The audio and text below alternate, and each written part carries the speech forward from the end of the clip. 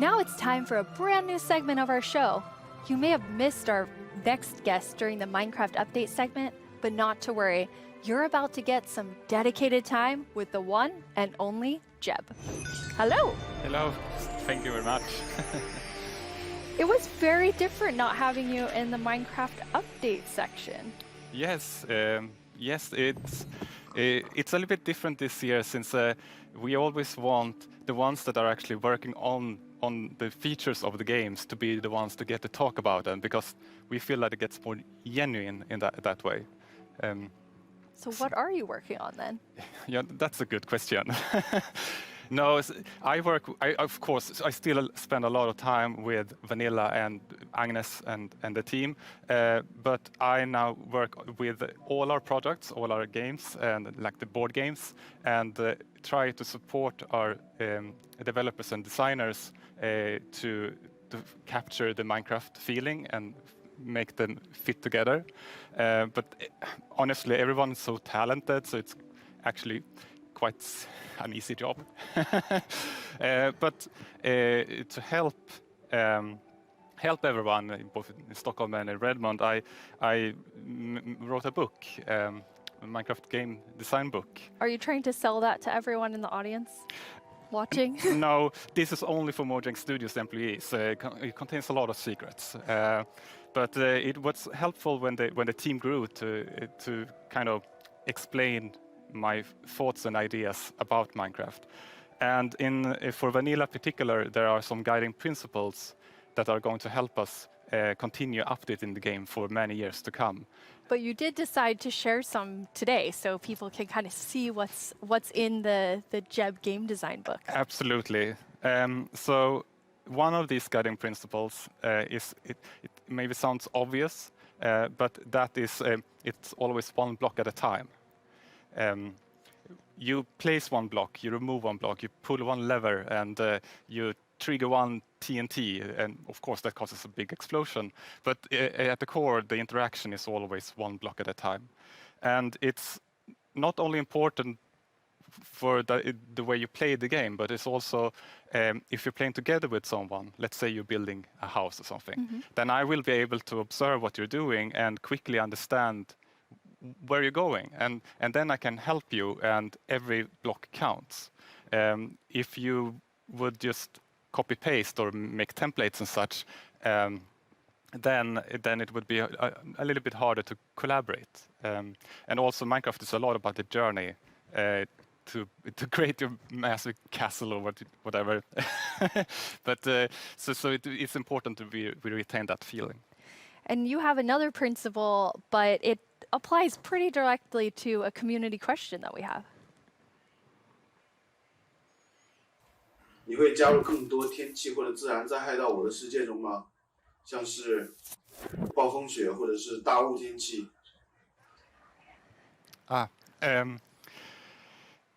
我的世界的中国玩家大家好，感谢你的提问。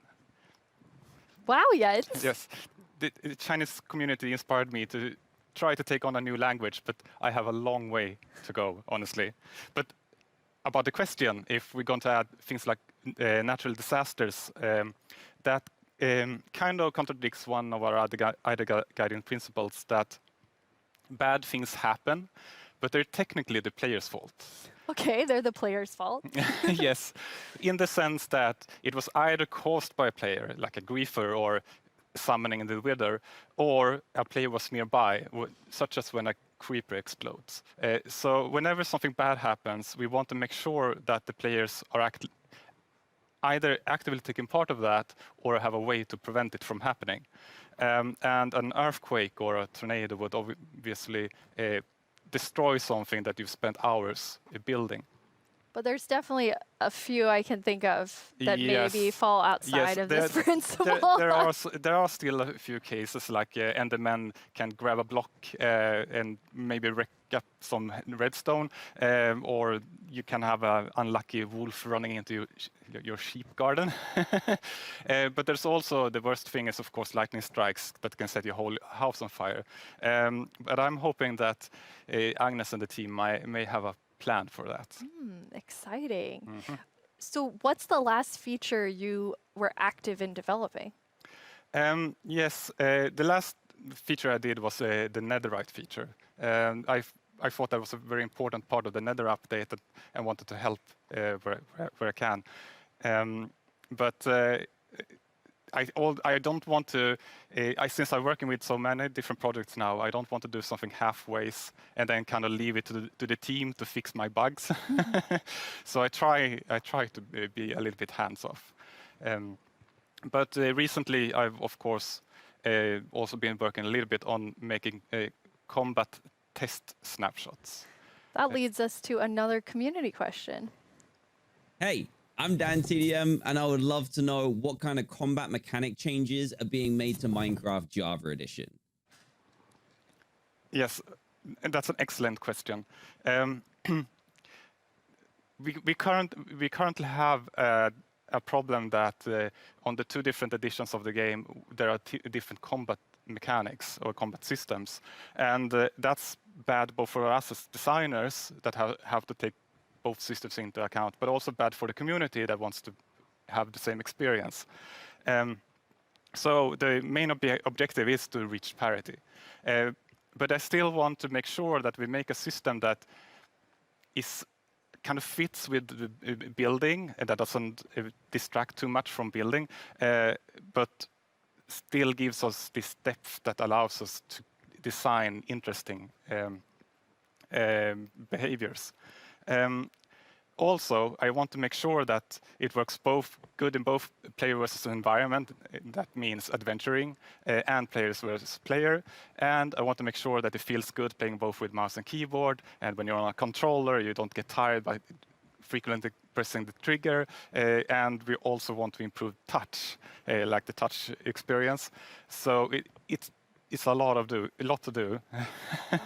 But you said you weren't working on feature development. But yeah, it's you true. are working on combat? Yes, I mean, of course, it's a little bit hard to keep your hand out of the feature cookie jar.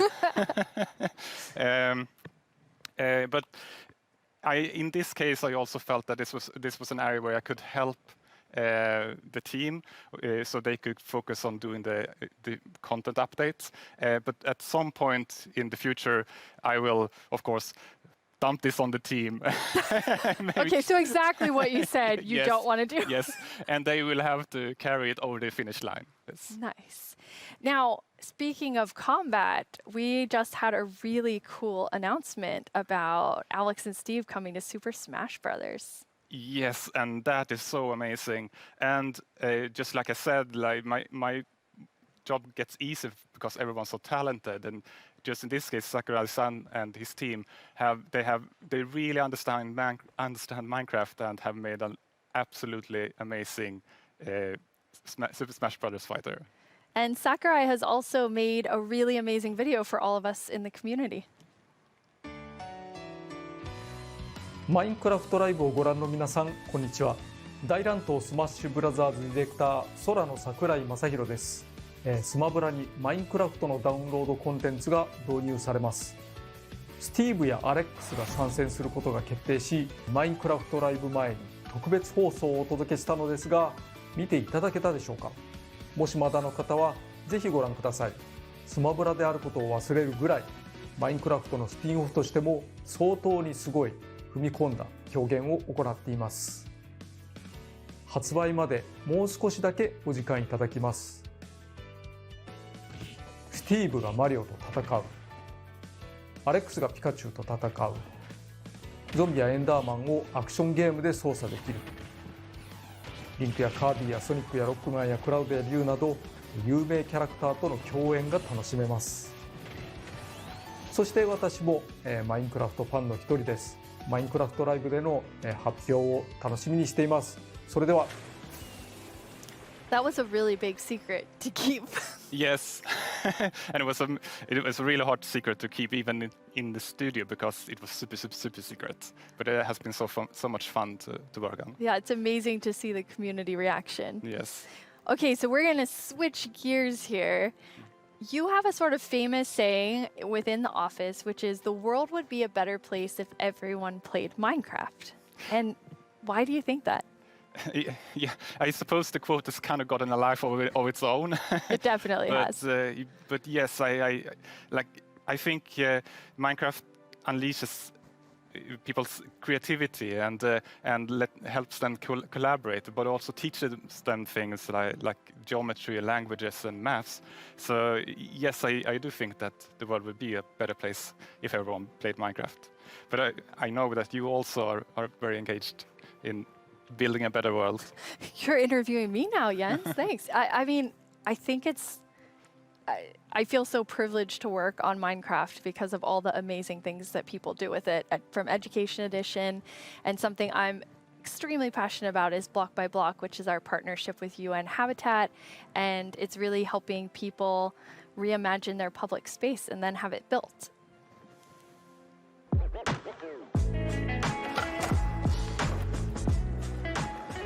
I love this place. It's such a nice area, but it has not always been like this.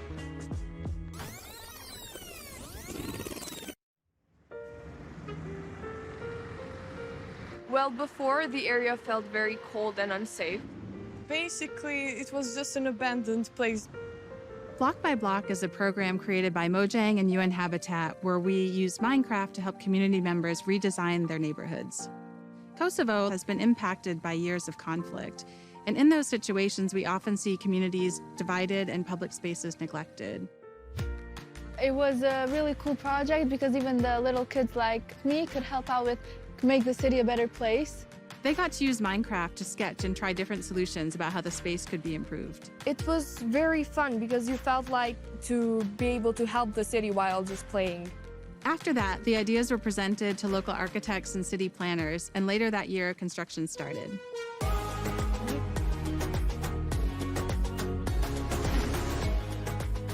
It's been 5 years since we participated in the program, and the street since then has become more developed and it is now more frequented than before. It seemed kind of unbelievable that this was made with Minecraft.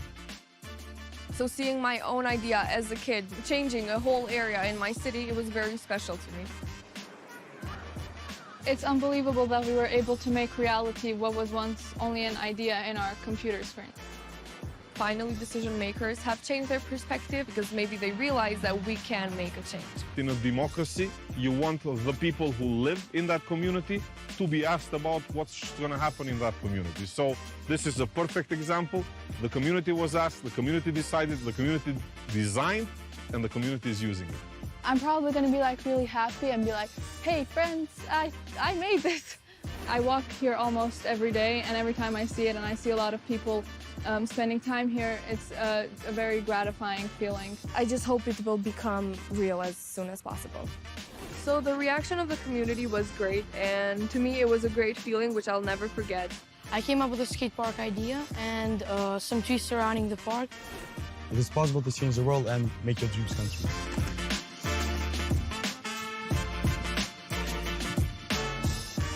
It felt like I was being heard, and being heard and listened to is one of the best feelings that you can feel.